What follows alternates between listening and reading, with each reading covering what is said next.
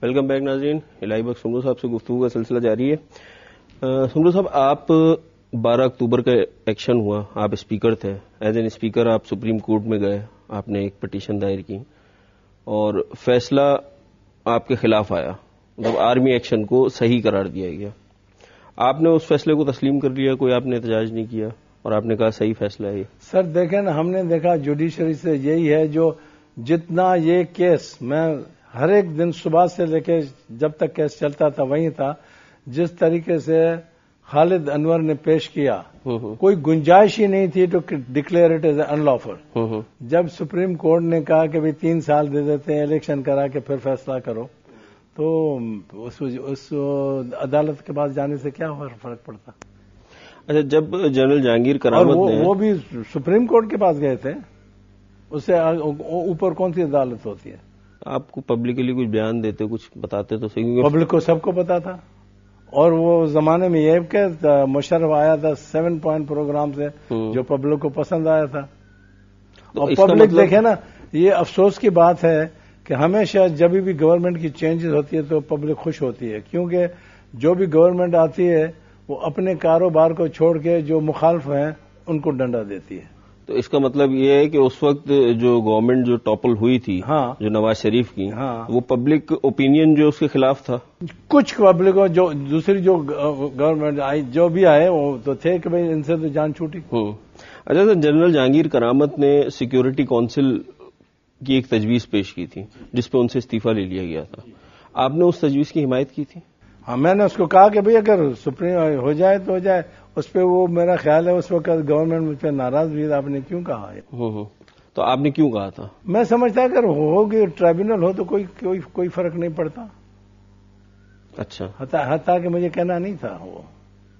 اچھا، آپ کا میں ابھی تک بڑے احترام اور محبت سے جہانگیر کرامت کو دیکھتا ہوں، دیکھیں نا، وہ چاہتا تو ماشاءاللہ لگا کے ٹیک اوور کرتا، لیکن اس نے نہیں کیا۔ اچھا سر، یہ بتائیے کہ جو بلوچستان پہ ایک کمیٹی بنی تھی پچھلی دور حکومت میں، اس میں آپ سے کچھ آپ کی ہیلپ مانگی گئی تھی، کیونکہ آپ نواب اکبر بگٹی کے بہت قریب تھے اور آپ نے غالباً کچھ پیغامات بھی پہنچائے تھے، تو کیا اس کی کمیٹی کی سفارشات کیا تھیں؟ پچھلی حکومت جو تھی اس نے مجھے کوئی اپروچ نہیں کیا، چودھری شجاعت والی جو کمیٹی، چودھری شجاعت نے کبھی مجھے اپروچ نہیں کیا نواب صاحب کے لیے، لیکن میں بخود نواب صاحب کو کہتا تھا کہ نواب صاحب چھوڑو، ہر ایک سے لڑتے ہو کیوں؟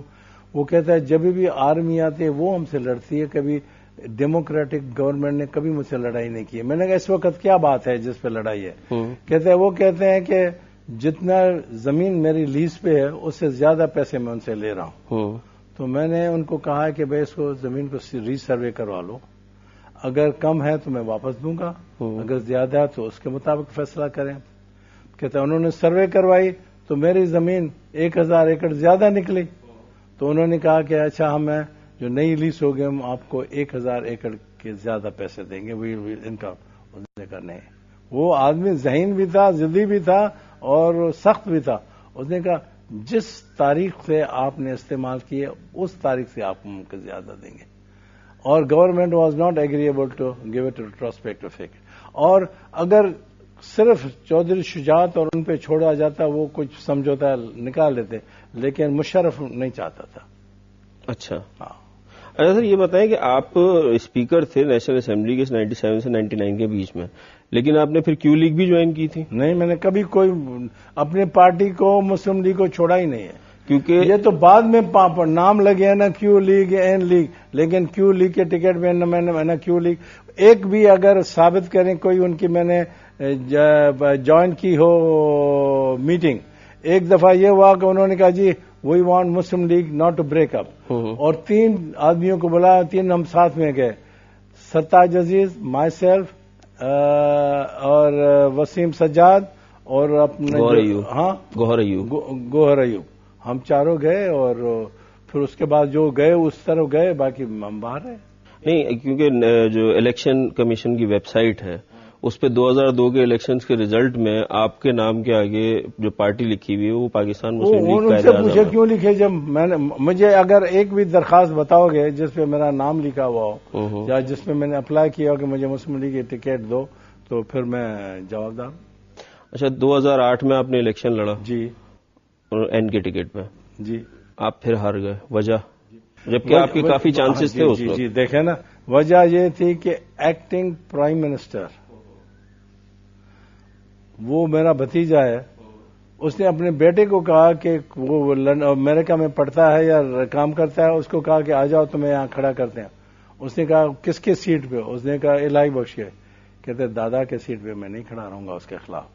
پھر وہ اپنے بہن کے بیٹے کو اسلام آباد سے لایا, فہد کو اسلام آباد سے لایا, اور پھر اس دوران محترمہ کی شہادت بھی ہو گئی. پھر پیپلز پارٹی کی کچھ اہمیت بھی تھی, اور مجھے یہ بھی کہا گیا جو ہمارے دوست تھے ہر ایک جگہ پہ, کیونکہ میں یہ کہہ سکتا ہوں میرے دشمن کم ہوں گے دوست زیادہ ہی ہوں گے. انہوں نے کہا یار تم اس سے بھاگو تو نہیں. میں نے کہا ہم نہیں کہیں گے کہ میدان چھوڑ کے چلے جاؤ, لیکن تمہیں جیتنے نہیں دیں گے. میں نے کہا کیوں نہیں؟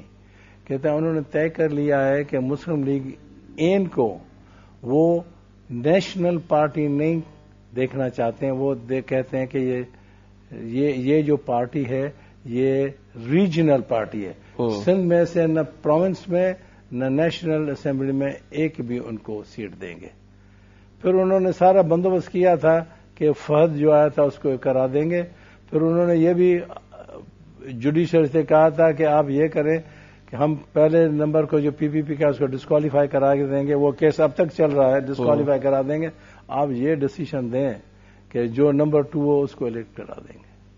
تو لیکن وہ ہر ایک کے پلان اپنے ہوتے ہیں. تو محمد میاں سومرو سے آپ کے کیا اختلافات ہیں؟